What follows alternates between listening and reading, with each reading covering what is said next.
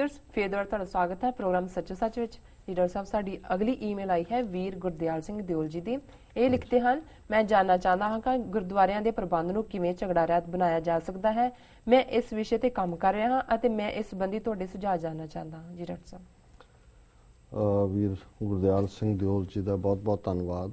ਉਹਨਾਂ ਦੀ ਇਹ ਦੂਸਰੀ ਈਮੇਲ ਹੈ। ਇੱਕ ਉਹਨਾਂ ਦੀ ਕਾਫੀ ਲੰਬੀ ਚੌੜੀ ਈਮੇਲ ਹੈ ਜਿਹੜੀ ਅਸੀਂ ਹਰ ਵਾਰ ਕੱਢਦੇ ਤਾਂ ਹਾਂ, ਬਟ ਜਦੋਂ ਤੱਕ ਪਹੁੰਚਦੇ ਹਾਂ ਸਮਾਂ ਮੁੱਕ ਜਾਂਦਾ ਹੈ ਜੀ। ਸੋ ਇਹ ਬਰੀਫ ਉਹਨਾਂ ਦੀ ਈਮੇਲ ਸੀ, ਸੋ ਪੜਾਂਗੇ ਤਾਂ ਅਸੀਂ ਦੂਸਰੀ ਵੀ, ਕਿਉਂਕਿ ਉਹਦੇ 'ਚ ਉਹਨਾਂ ਨੇ ਕਾਫੀ ਦਿਲਚਸਪ ਜਿਹੜਾ ਉਹ ਸਵਾਲ ਵੀ ਪੁੱਛਿਆ ਜੀ। ਇਹਨਾਂ ਦੀ ਜਿਹੜਾ ਲਿਖਤ ਇਹ ਹੈ ਕਿ ਵੀ ਇਹ ਗੁਰਦੁਆਰਿਆਂ ਦੇ ਝਗੜਿਆਂ ਬਾਰੇ ਜਾਣਨਾ ਚਾਹੁੰਦੇ ਨੇ। ਇਹਨਾਂ ਨੇ ਕਿਹਾ ਵੀ ਇਹ ਇਸ ਤੇ ਕੋਈ ਕੰਮ ਕਰ ਰਹੇ ਨੇ ਜੀ, ਵੀ ਝਗੜੇ ਕਿਵੇਂ ਮੁੱਕ ਸਕਦੇ ਨੇ ਜੀ। ਜੀ ਦੇਖੋ, ਇਹਦਾ ਕੋਈ ਇੱਕ ਫਾਰਮੂਲਾ ਤਾਂ ਨਹੀਂ ਹੈ। ਜੇ ਤਾਂ ਮੁੱਢਲੇ ਤੌਰ ਤੇ ਅਸੀਂ ਇਹ ਦੇਖੀਏ ਵੀ ਜਿਹੜੀ ਇਨਸਾਨੀ ਫਿਤਰਤ ਹੈ, ਹਿਊਮਨ ਨੇਚਰ ਹੈ ਜੀ, ਉਹ ਇਸ ਗੱਲ ਲਈ ਦੋਸ਼ੀ ਹੈ ਕਿ ਉੱਥੇ ਸਾਡੀ ਹਉਮੈ, ਇੱਕ ਦੂਸਰੇ ਨੂੰ ਠਿੱਬੀ ਲਾਉਣ ਦੀ ਭਾਵਨਾ, ਕਈ ਥਾਂ ਤੇ ਸਾਡੇ ਵੈਸਟਡ ਇੰਟਰਸਟ, ਕਈ ਥਾਂ ਤੇ ਜਿੱਥੇ ਸਾਡੇ 'ਚ ਆਪ ਕਮਜ਼ੋਰੀਆਂ ਨੇ, ਅਸੀਂ ਸਿੱਖੀ ਮਾਰਗ ਦੇ ਉੱਤੇ ਤੁਰਨਾ ਨਹੀਂ ਚਾਹੁੰਦੇ ਜਾਂ ਤੁਰੇ ਹੋਏ ਨਹੀਂ ਹੈ ਜਾਂ ਸਿੱਖੀ ਸਰੂਪ 'ਚ ਵੀ ਨਹੀਂ ਹੈ, ਉੱਥੇ ਸਾਡੀ ਚਾਹਨਾ ਕਿ ਅਸੀਂ ਪ੍ਰਧਾਨ ਸੈਕਟਰੀ ਬਣੀਏ। ਤੇ ਉਹਦੇ ਲਈ ਜੇ ਲਾਜ਼ ਨੂੰ ਬਦਲਣਾ ਪੈਂਦਾ ਹੈ, ਕਾਨੂੰਨਾਂ ਨੂੰ ਬਦਲਣਾ ਪੈਂਦਾ ਹੈ, ਬਾਈ ਲਾਜ਼ ਨੂੰ ਬਦਲਣਾ ਪੈਂਦਾ ਹੈ, ਤਾਂ ਅਸੀਂ ਬੇਝਿਜਕ ਬੇਸ਼ਰਮੀ ਦੇ ਨਾਲ ਉਸ ਨੂੰ ਕਰਨ ਨੂੰ ਤਿਆਰ ਹੋ ਜਾਂਦੇ ਜੀ। ਸੋ ਇਹ ਸਾਰੇ ਕਾਰਨ ਨੇ ਥਾਂ ਥਾਂ ਜਿੰਨੇ ਝਗੜੇ ਹੁੰਦੇ ਨੇ ਜੀ। ਔਰ ਇਹੀ ਕਾਰਨ ਹੈ ਵੀ ਇਹ ਇਕੱਲਾ ਵਿਚਾਰਧਾਰਾ ਜਾਂ ਆਈਡੀਓਲੋਜੀ ਤੇ ਆਧਾਰਿਤ ਝਗੜੇ ਨਹੀਂ ਨੇ। ਜੇ ਇਵੇਂ ਹੁੰਦਾ ਹੈ ਤਾਂ ਫਿਰ ਕਈ ਥਾਵਾਂ ਤੇ ਐਸਾ ਵੀ ਹੈ ਕਿ ਦੋਵੇਂ ਹੀ ਧਿਰਾਂ ਖਾਲਿਸਤਾਨ ਦੇ ਵਿੱਚ ਜਾਂ ਕੌਮੀ ਆਜ਼ਾਦੀ ਯਕੀਨ ਰੱਖਣ ਵਾਲੀਆਂ ਨੇ, ਦੋਵੇਂ ਹੀ ਗਰੁੱਪਾਂ ਦੇ ਵਿੱਚ ਅੰਮ੍ਰਿਤਧਾਰੀ ਸਿੰਘ ਸਿੰਘਣੀਆਂ ਨੇ, ਲੇਕਿਨ ਉਹ ਵੀ ਅਦਾਲਤਾਂ 'ਚ ਗਏ ਨੇ, ਫਿਜ਼ੀਕਲੀ ਵੀ ਲੜੇ ਨੇ। ਸੋ ਮੂਲ ਤੌਰ ਤੇ ਮੈਂ ਸਮਝਦਾ ਹਾਂ ਵੀ ਇਹ ਠੀਕ ਹੈ ਵੀ ਅਸੀਂ ਬੜੇ ਫੂਲ ਪ੍ਰੂਫ ਲਾਅ ਜਾਂ ਬਾਈ ਲਾਜ਼ ਬਣਾਉਂਦੇ ਹਾਂ ਜੀ, ਤਾਂ ਕਿ ਜਿਹੜਾ ਉਹ ਝਗੜੇ ਨਾ ਹੋਣ। ਕਈ ਥਾਵਾਂ ਤੇ ਉਹਨਾਂ ਨੇ ਇਹ ਵੀ ਰੱਖਿਆ ਕਿ ਅਦਾਲਤ 'ਚ ਨਹੀਂ ਜਾਣਾ ਜਾਂ ਗੁਰਦੁਆਰੇ ਦੇ ਵਿੱਚ ਪਰਚੀਆਂ ਪਾ ਲਓ, 5 ਦੀ ਚੋਣ ਕਰ ਲਓ, 5 ਅੱਗੋਂ ਕਰ ਲੈਣ। ਲੇਕਿਨ ਹਰ ਥਾਂ ਜਿੱਥੇ ਪਰਚੀਆਂ ਵੀ ਨੇ ਜਾਂ 5 ਦੀ ਚੋਣ ਪਰਚੀਆਂ ਦੇ ਨਾਲ ਵਾਲੀ ਗੱਲ ਹੈ, ਉੱਥੇ ਵੀ ਝਗੜਾ ਅਖੀਰ ਹੁੰਦਾ ਹੈ। ਫਿਰ ਜਦੋਂ ਲੜਾਈ ਹੁੰਦੀ, ਝਗੜਾ ਹੁੰਦਾ, ਫਿਰ ਅਦਾਲਤ 'ਚ ਕੇਸ ਜਾਂਦਾ ਜੀ। ਫਿਰ ਉਹ ਵਾਪਸ ਜਿਹੜਾ ਉਹ ਕਰ ਦਿੰਦੇ ਨੇ ਕਿ ਭਾਈ ਵੋਟਾਂ ਦਾ ਸਿਸਟਮ ਲਿਆਓ। ਫਿਰ ਵੋਟਾਂ ਬਣਾਉਣ ਲੱਗਿਆ ਤੁਸੀਂ ਕ੍ਰਾਈਟੇਰੀਆ ਰੱਖ ਲਓ ਕਿ ਸਿੱਖੀ ਸਰੂਪ ਹੈ, ਅਸੀਂ ਇਹ ਮੰਨ ਕੇ ਤੁਰੀਏ ਕਿ ਵੀ ਉਹਨਾਂ ਨੂੰ ਪ੍ਰਬੰਧ ਹੋਣਾ ਚਾਹੀਦਾ। ਪੱਗਾਂ ਬੰਨ੍ਹ ਕੇ ਬਾਹਰ 4-5 ਰੱਖੀਆਂ ਹੁੰਦੀਆਂ, ਦੂਜੇ ਆਈ ਜਾਂਦੇ ਨੇ ਪੱਗ ਬਣਾ ਕੇ ਫੋਟੋ ਲਾਉਂਦੇ ਨੇ ਔਰ ਉਹ ਕਹਿੰਦੇ ਜੀ ਅਸੀਂ ਰੱਖ ਲਏ ਨੇ ਵਾਲ। ਫਿਰ ਜਾ ਕੇ ਬਾਹਰ ਵੋਟ ਪਾਉਣ ਤੋਂ ਪਹਿਲਾਂ ਜਿਹੜਾ ਉਹ ਦਾੜੀ ਕੀ ਵਧਾਈ ਹੁੰਦੀ ਹੈ, ਫਿਰ ਉਵੇਂ ਹੋ ਜਾਂਦੇ ਨੇ ਉਸ ਕਿਸਮ ਦਾ। ਸੋ ਜਿਵੇਂ ਇਹ ਕਿਹਾ ਵੀ ਯੂ ਕਾਂਟ ਲੈਜਿਸਲੇਟ ਹਿਊਮਨ ਨੇਚਰ, ਇਨਸਾਨੀ ਨੇਚਰ ਨੂੰ ਤੁਸੀਂ ਉਹਦੇ ਤੇ, ਇਹ ਸਾਰੇ ਸਾਡੇ ਤੇ ਵੀ ਲਾਗੂ ਹੁੰਦੇ ਨੇ ਜੀ। ਔਰ ਇਹਦੇ ਨਾਲ ਇੱਕ ਪਾਰਟ ਜਿੱਥੇ ਇਹ ਗੱਲਾਂ ਵੀ ਨੇ ਔਰ ਜਿਹਨੂੰ ਅਸੀਂ ਅਨਸੀਨ ਹੈਂਡ ਕਹਿੰਦੇ। ਹੁਣ ਤੁਸੀਂ ਆ ਪਿਛਲੇ ਕੁਝ ਸਾਲਾਂ ਦੇ ਵਿੱਚ ਮਲੋਏ ਧਾਰ ਤੋਂ ਲੈ ਕੇ ਰਮਨ, ਉਸ ਤੋਂ ਪਹਿਲਾਂ ਮਹਿਤਾ ਜਿਹਨੇ ਇਨਸਾਈਡ ਰਾਅ ਲਿਖੀ, ਬਹੁਤ ਸਾਰੇ ਏਜੰਟਾਂ ਦੀਆਂ ਕਿਤਾਬਾਂ ਆਈਆਂ ਜੀ। ਕੁਛ ਪਬਲਿਸ਼ਡ ਵੀ ਆਰਟੀਕਲ ਹੁੰਦੇ ਨੇ ਜਿਨ੍ਹਾਂ ਦੀ ਚਰਚਾ ਹੁੰਦੀ ਹੈ, ਪਰ ਉਹ ਕਿਸੇ ਕਿਤਾਬ ਫਾਰਮ 'ਚ ਨਹੀਂ ਛਪਦੇ ਜੀ। ਤੇ ਉਹਦੇ ਤੋਂ ਅਸੀਂ ਦੇਖਦੇ ਹਾਂ ਵੀ ਕਿਹੜਾ ਸਾਡਾ ਗੁਰਦੁਆਰਾ ਹੈ ਅਮਰੀਕਾ, ਕੈਨੇਡਾ ਜਾਂ ਬਾਹਰਲੇ ਦੇਸ਼ਾਂ 'ਚ ਜਿੱਥੇ ਭਾਰਤੀ ਖੁਫੀਆ ਏਜੰਸੀਆਂ ਦੀ ਇਨਫਿਲਟ੍ਰੇਸ਼ਨ ਨਹੀਂ ਹੈ। ਕਿਤੇ ਤਾਂ ਸਿੱਧੇ ਪ੍ਰਧਾਨ ਹੀ ਉਹਨਾਂ ਦੀ ਪੇਰੋਲ ਤੇ ਨੇ ਜੀ। ਉਹਨਾਂ ਨੇ ਵੀ ਜਾ ਕੇ ਵੀਜ਼ੇ ਲੈ ਕੇ ਦੇਣੇ ਹੁੰਦੇ ਨੇ, ਦਿਵਾਣੇ ਹੁੰਦੇ ਨੇ, ਡਬਲ ਮੈਨ, ਮਿਡਲ ਮੈਨ ਸਭ ਰੱਖੇ ਹੋਏ ਨੇ ਉਹਨਾਂ ਨੇ ਜੀ। ਜੀ ਤੁਸੀਂ ਕੋਈ ਕਹੋ ਜੀ ਕਿਹਨੂੰ ਪਾਸਪੋਰਟ ਚਾਹੀਦਾ ਜਾਂ ਕਿਹਦਾ ਇਲੀਗਲ ਕੰਮ ਹੋਣਾ, ਪੈਸਿਆਂ ਦੇ ਭਾਅ ਨੇ, ਤੁਸੀਂ ਉਹਦਾ ਦਲਾਲ ਲੱਭੋ, ਤੁਹਾਨੂੰ ਉਹ ਕਰਾ ਦਿੰਦੇ ਨੇ। ਬਹੁਤ ਵਾਰੀ ਗੁਰਦੁਆਰਿਆਂ ਦੇ ਪ੍ਰਬੰਧਕ ਉਹਦੇ 'ਚ ਜੁੜੇ ਹੋਏ ਨੇ ਜੀ। ਜੀ ਸੋ ਏਜੰਸੀਆਂ ਵੀ ਜਿੱਥੇ ਕਿਤੇ ਪੰਥ ਦੀ ਗੱਲ ਹੁੰਦੀ ਹੈ, ਖਾਲਿਸਤਾਨ ਦੀ ਗੱਲ ਹੁੰਦੀ ਹੈ, ਉਹਨਾਂ ਨੇ ਆਪਣੇ ਬੰਦੇ ਵਿੱਚ ਰੱਖੇ ਹੋਏ ਨੇ। ਉਹ ਉੱਥੇ ਕੁਛ ਨਾ ਕੁਛ ਐਸਾ ਕਰਵਾ ਦਿੰਦੇ ਨੇ ਜੀ। ਔਰ ਕੁਛ ਸਾਡੀ ਫਿਰ ਆਪਣੀ ਮੂਰਖਤਾ ਵੀ ਹੁੰਦੀ ਹੈ ਕਿ ਅਸੀਂ ਉਹਨਾਂ ਦੇ ਢਹਿ ਚੜ੍ਹ ਜਾਂਦੇ। ਸੋ ਮੈਨੂੰ ਨਹੀਂ ਪਤਾ ਵੀ ਤੁਸੀਂ ਜਿਹੜਾ ਮਾਡਲ ਤਿਆਰ ਕਰ ਰਹੇ ਹੋ ਵੀਰ ਗੁਰਦਿਆਲ ਸਿੰਘ ਜੀ, ਵੀ ਤੁਹਾਡੇ ਸਾਹਮਣੇ ਕੀ ਹੈ ਜੀ ਜਾਂ ਤੁਸੀਂ ਕਿਵੇਂ ਸੋਚਦੇ ਹੋ।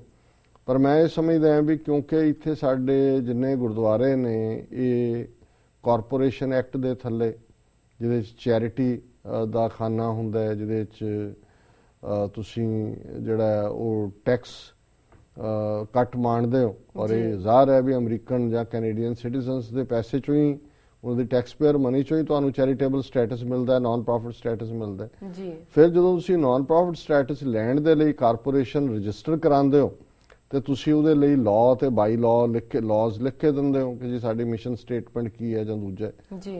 ਔਰ ਫਿਰ ਜੋ ਤੁਸੀਂ ਲਿਖ ਕੇ ਦਿੱਤਾ ਹੁੰਦਾ ਹੈ ਲਾਅ ਦੇ ਥੱਲੇ, ਤੁਸੀਂ ਉਹਦੇ ਥੱਲੇ ਹੀ ਗਵਰਨ ਕਰਦੇ ਹੋ ਜੀ। ਜਾਂ ਤਾਂ ਜਦੋਂ ਇਸ ਕਿਸਮ ਦੇ ਕਨਸਟੀਟਿਊਸ਼ਨ ਬਣਦੇ ਨੇ ਉਦੋਂ ਅਸੀਂ ਧਿਆਨ ਰੱਖੀਏ ਕਿ ਵੀ ਅਸੀਂ ਕੀ ਕਨਸਟੀਟਿਊਸ਼ਨ ਪਾਸ ਕਰਵਾ ਰਹੇ ਹਾਂ। ਜੀ ਜੀ।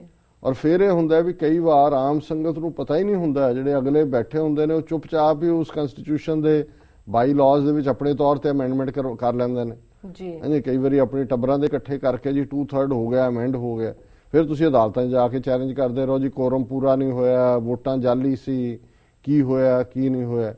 ਸੋ ਕੁੱਲ ਮਿਲਾ ਕੇ ਮੈਂ ਸਮਝਦਾ ਵੀ ਇੱਥੇ ਕੋਈ ਡੰਡਾ ਨਹੀਂ ਹੈ ਤੇ ਗਵਰਨ ਲਾਅ ਦੇ ਜਦੋਂ ਜੱਜ ਦੇ ਸਾਹਮਣੇ ਕੇਸ ਜਾਂਦਾ ਹੈ, ਜੱਜ ਨੂੰ ਇਹ ਨਹੀਂ ਹੁੰਦਾ ਵੀ ਸਿੱਖੀ ਕੀ ਕਹਿੰਦੀ ਹੈ ਕੀ ਨਹੀਂ ਕਹਿੰਦੀ ਜਾਂ ਈਸਾਈਅਤ ਕੀ ਕਹਿੰਦੀ ਹੈ ਜੀ। ਉਹਨਾਂ ਨੇ, ਕਿਉਂਕਿ ਉਹ ਸਿਰਫ ਇੱਥੇ ਅਦਾਲਤਾਂ ਧਰਮ ਦੇ ਵਿੱਚ ਇੰਟਰਫੀਅਰ ਨਹੀਂ ਕਰਦੀਆਂ, ਉਹਨਾਂ ਨੇ ਫੈਸਲਾ ਦੇਣਾ ਕਾਰਪੋਰੇਟ ਲਾਅ ਦੇ ਥੱਲੇ, ਉਸ ਨਾਨ ਪ੍ਰੋਫਿਟ ਲਾਅ ਦੇ ਥੱਲੇ ਤੁਸੀਂ ਰਜਿਸਟਰ ਹੋਏ, ਤੁਸੀਂ ਕਿਹੜਾ ਸੰਵਿਧਾਨ ਜਾਂ ਬਾਈ ਲਾਅ ਦਿੱਤੇ ਉਹਨੂੰ ਫੋਲੋ ਕੀਤਾ, ਉਹਦੇ ਤੇ ਉਹਨਾਂ ਨੇ ਆਧਾਰਿਤ ਫੈਸਲਾ ਦੇਣਾ ਜੀ। ਫਿਰ ਜਦੋਂ ਫੈਸਲੇ ਦਿੰਦੇ ਨੇ ਜੱਜ, ਪਹਿਲਾਂ ਤਾਂ ਕਮੇਟੀ ਤੋਂ ਲੈ ਲੈਂਦੇ ਨੇ, ਰਿਸੀਵਰ ਬਿਠਾ ਦਿੰਦੇ ਨੇ, ਉਹਨਾਂ ਦੇ ਇੰਨੇ ਕੁ ਪੈਸੇ ਹੁੰਦੇ ਨੇ ਰਿਸੀਵਰ ਦੇ ਕਿ ਗੋਲਕ ਖਾਲੀ ਹੁੰਦੀ ਹੈ। ਫਿਰ ਉਹ ਰਿਸੀਵਰ ਨੂੰ ਕਹਿੰਦੇ ਨੇ ਜੀ ਤੁਸੀਂ ਬੈਰਟ ਐਸੋਸੀਏਸ਼ਨਾਂ ਲਿਆਓ ਜਿਨ੍ਹਾਂ ਨੇ ਵੋਟਾਂ ਪਵਾਉਣੀਆਂ ਨੇ, ਉਹਨਾਂ ਦਾ ਵੀ ਕੋਈ ਬਹੁਤਾ ਇੰਟਰਸਟ ਨਹੀਂ ਹੁੰਦਾ, ਉਹ ਵੀ ਇੱਥੇ ਪ੍ਰੋਫੈਸ਼ਨਲ ਜਿਹਾ ਕੰਮ ਹੈ, ਉਹਨਾਂ ਨੇ ਵੀ ਪੈਸੇ ਲੈਣੇ ਹੁੰਦੇ ਨੇ, ਉਹਨਾਂ ਨੇ ਕੋਈ ਪੱਗ ਲਾ ਕੇ ਥੋੜੀ ਦੇਖਣੀ ਵੀ ਵਾਲ ਥੱਲੇ ਕੱਟੇ ਨੇ ਕਿ ਨਹੀਂ ਆ, ਉਹਨਾਂ ਦੇ ਭਾਣੇ ਪੈ ਰਹੀਆਂ ਨੇ ਵੋਟਾਂ ਜੀ, ਆ ਉਹਨਾਂ ਨੂੰ ਸਾਰੇ ਇੱਕੋ ਜਿਹੇ ਲੱਗਦੇ ਨੇ। ਸੋ ਮੈਂ ਸਮਝਦਾ ਵੀ ਇਹ ਇੱਕ ਬੜਾ ਮੈਸ ਕ੍ਰੀਏਟ ਹੋਇਆ ਹੈ ਔਰ ਇਹਦੇ 'ਚ ਜੇ ਆਈਡੀਅਲ ਸਿਚੁਏਸ਼ਨ ਇਹ ਹੈ ਵੀ ਤੁਸੀਂ ਇਹਦੇ 'ਚ ਲੋਭ ਰਹਿਤ ਹੋ ਜਾਓ, ਜਿਵੇਂ ਕਹਿਣਗੇ ਜੀ ਅਸੀਂ ਹਉਮੈ ਰਹਿਤ, ਉਹ ਨਾ ਮੈਨੂੰ ਨਜ਼ਰ ਆਇਆ ਵੀ ਅਸੀਂ ਲੋਭ ਰਹਿਤ ਹੋਏ ਨਾ ਹਉਮੈ ਰਹਿਤ ਹੋਏ। ਜਿੰਨੇ ਮਰਜ਼ੀ ਤੁਸੀਂ ਜਿਹੜਾ ਸੇਵਾ ਕਰਨ ਵਾਲਾ ਜਿਹੜਾ ਲੰਗਰ 'ਚ ਵੱਡੇ ਪਤੀਲੇ ਮਾਂਜਦਾ ਐਂਡ 'ਚ, ਉਹਨੂੰ ਵੀ ਬਣਾ ਦਿਓ ਪ੍ਰਧਾਨ, ਉਹ ਵੀ ਬਦਲ ਜਾਂਦਾ, ਪਤਾ ਨਹੀਂ ਉਹਨੂੰ ਭੁੱਲ ਜਾਂਦਾ ਵੀ ਮੈਂ ਪਤੀਲੇ ਮਾਂਜਦਾ, ਸੇਵਾ ਭੁੱਲ ਜਾਂਦੀ ਹੈ ਤੇ ਚੌਧਰ ਦੀ ਭੁੱਖ ਆ ਜਾਂਦੀ ਹੈ। ਇਹਨੂੰ ਦੇਖਦੇ ਆ ਫਿਰ ਡੇਰੇ ਬਣੇ ਨੇ, ਡੇਰਿਆਂ ਦੇ ਵਿੱਚ ਇੱਕ ਦੇ ਹੱਥ ਪਾਵਰ ਹੁੰਦੀ ਹੈ, ਉਹ ਜਿਹਨੂੰ ਮਰਜ਼ੀ ਬਣਾ ਦੇ, ਜਿਹਨੂੰ ਮਰਜ਼ੀ ਕਰ ਦੇ, ਉੱਥੇ ਅਸੀਂ ਕਹਿੰਦੇ ਹਾਂ ਜੀ ਗੁਰਦੁਆਰੇ ਸੰਗਤ ਦੇ ਨਹੀਂ ਹੈ ਜੀ। ਸੋ ਕੁੱਲ ਮਿਲਾ ਕੇ ਮੇਰੇ ਕੋਲ ਤਾਂ ਕੋਈ ਅਜੇ ਤੱਕ ਐਸਾ ਮਾਡਲ ਐਮਰਜ ਨਹੀਂ ਹੋਇਆ ਜਿਹਨੂੰ ਇਹ ਕਹੀਏ ਕਿ ਜੀ ਸਾਰੇ ਮੰਨ ਲੈਣਗੇ। ਹਾਂ, ਥਾਂ ਥਾਂ ਸੰਵਿਧਾਨ ਬਣੇ ਨੇ, ਉਹਦੇ 'ਚ ਹੁੰਦਾ ਕਿ ਭਾਈ ਸੇਵਾ ਕੌਣ ਕਰੇ, ਕਿਸ ਕਿਸਮ ਦਾ ਹੋਏ।